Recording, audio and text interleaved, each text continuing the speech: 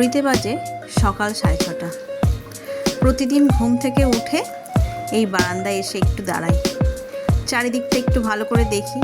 এখন তো বর্ষাকাল, তাই ওয়েদারটাই আসলে দেখি, বৃষ্টি পড়ছে না মেঘলা আকাশ নাকি সূর্যি মামা দেখা দিয়েছে। আজও অভ্যাসবশত বারান্দায় এসেছি, এসে দেখছি আমাদের মিটার ঘরের ছাদে এই মা বিড়াল তার সন্তানদের নিয়ে খুব খুনসুটি করছে, খেলাধুলা। তাই ভাবলাম যে একটু ক্যামেরা বন্দি করে রাখি। ক্যামেরাটা অন করে যা বুঝলাম, এরা কিন্তু খেলাধুলা করতে আসেনি গো। মা বিড়াল তার সন্তানদের নিয়ে এসেছে শিক্ষা প্রশিক্ষণের জন্য। প্রথম তো বুঝতে পারিনি, ভাবছিলাম খেলাধুলাই করছে, কিন্তু এই যে দৃশ্যটা দেখে আমি বুঝলাম না, এরা শুধু খেলাধুলাই হয়নি, সকাল সকাল মা তার সন্তানদের নিয়ে বেরিয়ে পড়েছে তাদের শিক্ষা দিতে।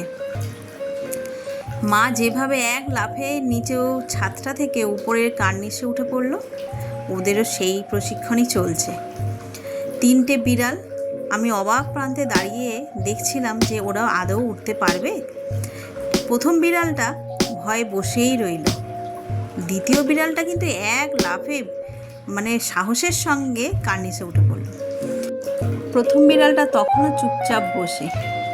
3 নম্বর বিড়ালটাও এক লাফ দিল, কিন্তু সে একবারে মায়ের কাছে পৌঁছাতে পারল না। আমি তো একজন মা, দেখে এত কষ্ট লাগছিল। আহারে, যদি পারতাম হাত দিয়ে ধরে ওকে উপরে বসিয়ে দিতাম, কিন্তু তা তো হওয়ার নয়। কিন্তু অবাকভাবে প্রতীক্ষা করছিলাম যে আদৌ কি উঠতে পারবে। দেখো, ওর মা কিন্তু কোনোভাবে ওকে হেল্প করছে না। অনেক চেষ্টা করে শেষমেশ বাবু উঠতে পেরেছে। তখনও কিন্তু প্রথম বিড়ালটা উঠতে পারেনি। মা কিন্তু তাকে কোনোভাবে জোরাজুরিও করেনি। সে অনেকক্ষণ ধরে ওখানে বসে থাকার পরে এদিক ওদিক ভাবনা চিন্তা করে যখন দেখলো সে যে আর পারবে না, বা তার সেই কনফিডেন্সটাই নেই, সে কিন্তু চেষ্টা করেনি। আর তার মাও কিন্তু তাকে জোর করেনি। আর যদি এই বিড়ালটার জায়গায় কোনো মানুষ হতো, তাহলে কিন্তু বকে ধমকে তাকে ঠিক উপরে তুলেই ছাড়তো। কি তাই না? শুভ সকাল বন্ধুরা, নতুন একটা দিনে নতুন সকালে আপনাদের সকলকে স্বাগত জানাই আমার বঙ্গভূমা চ্যানেলে। আজ বৃহস্পতিবার, ঘড়িতে বাজে 8টা। তো আমি সকাল সকাল রেডি হয়ে গেছি, যাব ছেলের কোচিংয়ে, ওখানে মিটিং আছে সেই জন্য। তো এদিকে রান্নাও বসিয়ে দিয়ে, এই যে এখানে ঝিঙে পোস্ত বিউলির ডাল সিদ্ধ হয়ে গেছে, এখানে ভাতও বসিয়ে দিয়েছি, অলমোস্ট হয়েই এসেছে। বাকিটা মা দেখে নেবে, আমার আর হাতে সময় নেই, তাই আমি বেরিয়ে গেলাম। কোচিং থেকে ফিরে এসেই রান্নাঘরে দেখো এক থালা পাঁপড় ভাজা হয়ে গেছে, এদিকে পোস্তও রেডি, আর এখানে করছি সোয়াবিনের তরকারি। ওর বাবার যেহেতু ইভিনিংয়ে ডিউটি, একটু সোয়াবিনের তরকারি করব বলে। আর আমার বিউলির ডালও ফোড়ন দেওয়া হয়ে গেছে, সাথে একটু আলু ভাজবো। নিরামিষের দিন এই সমস্ত পদগুলোই আমাদের বাড়িতে হয়ে থাকে। আর কোচিং থেকে এসে তাড়াহুড়ো করে রান্নাঘরে ঢুকেছি, সেই জন্য আমি আর চেঞ্জ করারও সুযোগ পাইনি। ঘড়িতে তখন 9টা বেজে গেছে। আবার যদি আমি চেঞ্জ করতে যাই তাহলে তো এক মুশকিল, কিন্তু চেঞ্জ করব কি, ঘরে ঢুকেই যা শুনলাম তাতে তো আমার মাথায় হাত। কি বলবো আর তোমাদের বলি বলো তো। আমাদের ঠাকুর ঘরে যে রঘুবীর রয়েছেন না, তো ওই রঘুবীরকে অনেক রকমের গয়নাগাটি পরানো থাকে, তার মধ্যে একটা ছোট্ট সোনার তুলসী পাতাও পরানো ছিল। তো সামহাও ওটা কিভাবে মিসিং। তো ঘরে এসে তো একদম হই হই রব, রঘুবীরের গয়না উদাও। তারপরে তো খোঁজাখুঁজি চলছে, আমি যেতে পারিনি এখনও সেই সব সেই দেখতে বা খুঁজতে, তার কারণ রান্নাটা না কমপ্লিট হলে তো আমি যেতেও পারছি না। তো ঠাকুরের কাছে প্রার্থনাই করছি যেভাবেই হোক যেন রঘুবীরের গয়না আমরা খুঁজে পাই।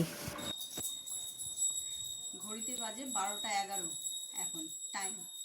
আর সকালবেলায় তোমাদের বলেছিলাম আজকে নারায়ণের তুলসী পাতাটা হারিয়ে গেছে।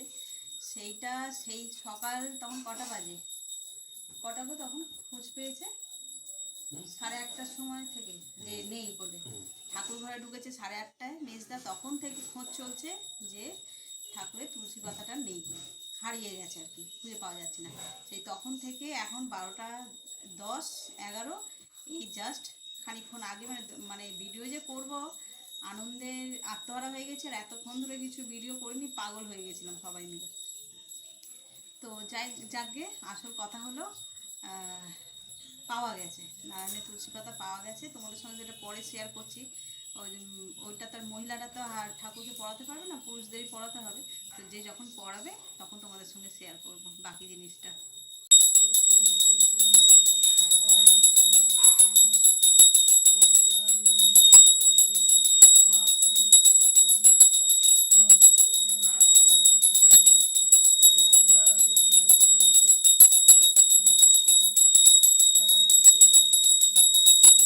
মা বৃহস্পতিবারের নিত্য সেবা করছে ঠাকুরের। আর এই হলো আমাদের রঘুবীর, এনারই সোনার তুলসী পাতা নিখোঁজ হয়ে গিয়েছিল। আমরা তো সবাই ততস্থ হয়ে গিয়েছিলাম যে কোথায় গেল। আর এই যে হলো সোনার তুলসী পাতা খুঁজে পাওয়া গেছে। এটাকেই ভালো করে পরিষ্কার করে, ওর বাবাই খুঁজে পেয়েছে অ্যাকচুয়ালি, ওর বাবা আবার ওই পরিষ্কার পরিচ্ছন্ন করে যেমন দেয়া থাকে আবার সেই তেমন করেই লাগিয়ে দিচ্ছে।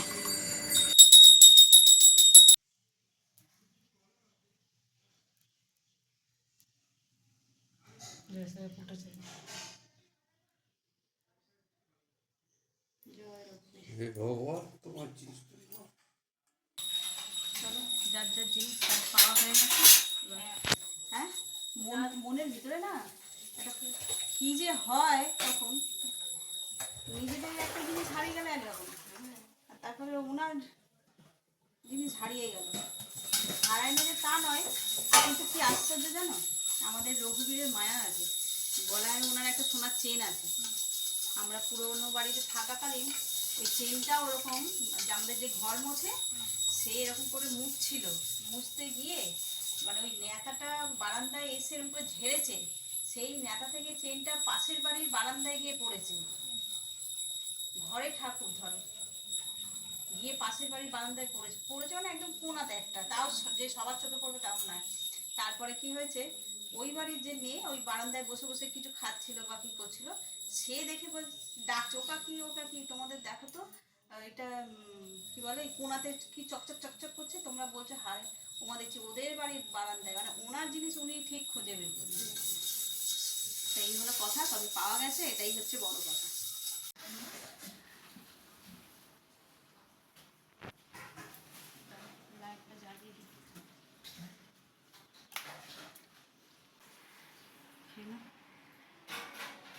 হয়েছে কি বলে, আজ তো এই খোঁজ করতে করতে বেশি কিছু রান্নাই করতে পারিনি, যা হয়েছে। ও বাটি দেবো, দাঁড়া দিচ্ছি।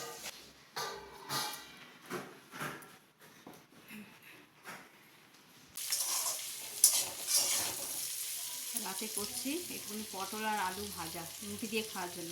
এতে মশলা এখনও দেওয়া হয়নি, দেবো। সেই ভাজিটা দিয়ে রুটি খেতে দারুণ লাগে, কিন্তু এর মধ্যে যদি আর একটু পেঁয়াজ দেওয়া যেত তাহলে আর ভালো হতো। কিন্তু আজ বৃহস্পতিবার আমরা দেবো না, কিন্তু সব রকমের মশলা এতে দেবো, দিয়ে ভাজবো। আর ছেলের জন্য অল্প একটু ডাল সিদ্ধ করবো, ও আবার এই সবজি খাবে না সেই জন্য। তো চলো আজ তো বিশেষ কিছু দেখাতেই পাইনি তোমাদের সঙ্গে। এমন একটা ঘটনা ঘটলো, সেটা নিয়েই সারাক্ষণ আর কি মাথার মধ্যে এমন চলছে।